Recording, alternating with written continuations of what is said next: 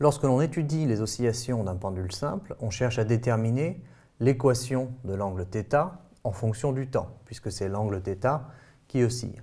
Alors souvenez-vous qu'un pendule simple, ça ressemble à ça. On a une position d'équilibre stable ici et des oscillations périodiques de part et d'autre de cette position d'équilibre, repérées par un angle θ ici, qui évidemment dépend du temps, puisque la masse oscille comme ceci. Alors, l'équation dont la solution donne θ en fonction du temps n'est pas au programme, il ne faut pas savoir l'établir, mais ça s'appelle une équation différentielle, et elle s'écrit θ de point, donc la dérivée seconde de θ par rapport au temps, plus oméga 0 au carré θ égale 0.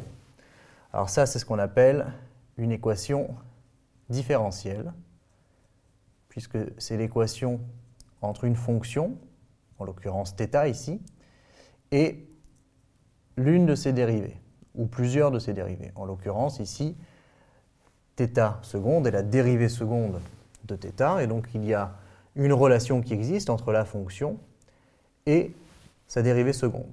Alors c'est une équation différentielle du second degré, puisque la dérivée seconde est impliquée, et à coefficient constant, puisque le coefficient ici est constant. Et d'ailleurs, ce coefficient, oméga 0, c'est ce qu'on appelle la pulsation propre. C'est égal à 2π fois f 0. Alors c'est la pulsation propre.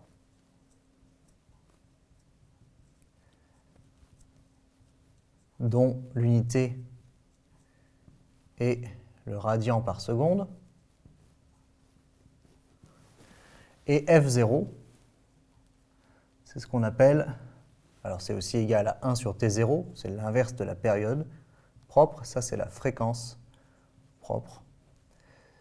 Et c'est-à-dire que c'est la fréquence à laquelle le pendule simple oscille librement.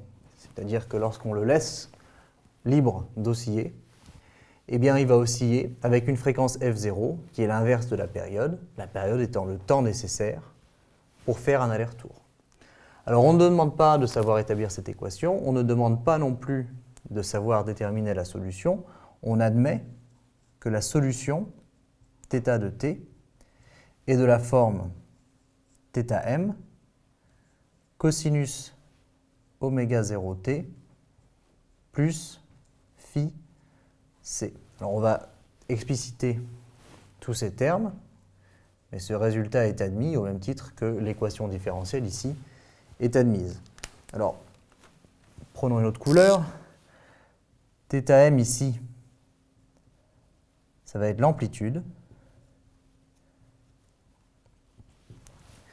L'amplitude, c'est la plus grande valeur de θ à partir de la position d'équilibre. Alors attention, l'amplitude est toujours mesurée à partir de la position d'équilibre. D'accord ? Et c'est la plus grande valeur de θm. En général, c'est la valeur initiale, lorsque l'on écarte le pendule, que l'on donne à l'angle, et lorsqu'on le relâche, il part d'un angle θm. Donc ça, c'est pour l'amplitude. Alors, ensuite, on a toute cette partie dans le cosinus, c'est ce qu'on appelle la phase. C'est simplement le nom qu'on donne à cette quantité. Oméga 0, on l'a déjà dit, c'est la pulsation propre, qui est reliée à la fréquence propre et à la période propre. Et donc, on n'a pas besoin de redéfinir oméga 0. Par contre, phi c, eh bien, ça s'appelle la constante de phase.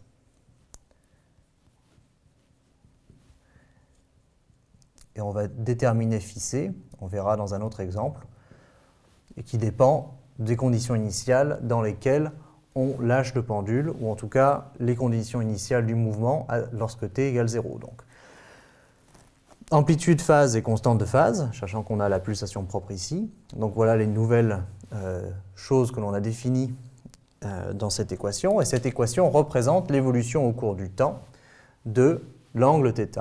On verra que c'est bien une solution périodique, et donc c'est bien normal puisque les oscillations sont périodiques. On notera aussi qu'on aurait très bien pu l'écrire, θt est égal à θm, donc l'amplitude, sinus de oméga 0t, plus cette fois-ci une constante phi s, qui qui est une constante de phase, qui est simplement différente de phi c. La raison pour ces deux expressions, c'est qu'elles sont strictement équivalentes. Pour passer de cosinus à sinus, il suffit que l'angle ici et l'angle ici diffèrent de pi sur 2. Et donc, à condition d'adapter phi c et phi s, on peut choisir ce qu'on veut. Alors en général, on choisit une expression et on s'y tient. Mais sachez qu'elles sont interchangeables.